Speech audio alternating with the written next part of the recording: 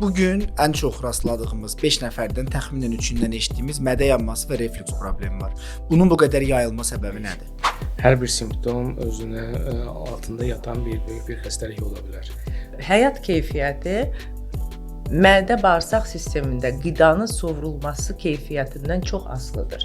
Qidalanma vərdişlərimiz mədə-bağırsaq sistemi xəstəliklərimizə təsir edirmi? Edir. Edir. Psixoloji faktorlar əhəmiyyətli bir rol oynayırmı? Helikobakter bugünkü gündə bütün mədə şikayətlərinin demək olar ki 70-90%-ni təşkil edir. Tam müalicəsi mümkündür, eradikasiyası. Eradikasiyası mümkün. O zaman bu mifdirmi, tam müalicəsi yoxdur deyə? Var.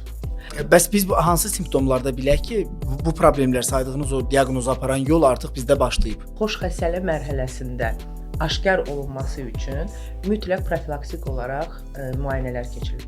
İltihablar, eroziyalar, xorralara kimi gətirib çıxara bilər və hətta yəni onlara da fikir verməsələr xəstələrimiz məsələn gətirib xərçəngə də gətirə bilər. Bəcər xanım, insanlar niyə qorxur bu prosedurdan? Və xəstə elə hiss edir ki, yatdı və həmən oyandı. Yəni ki, endoskopiyanı narkozla da eləmək olur, narkozsuz da eləmək olur. Sadəcə yenə də deyirəm, xəstənin komfortu üçün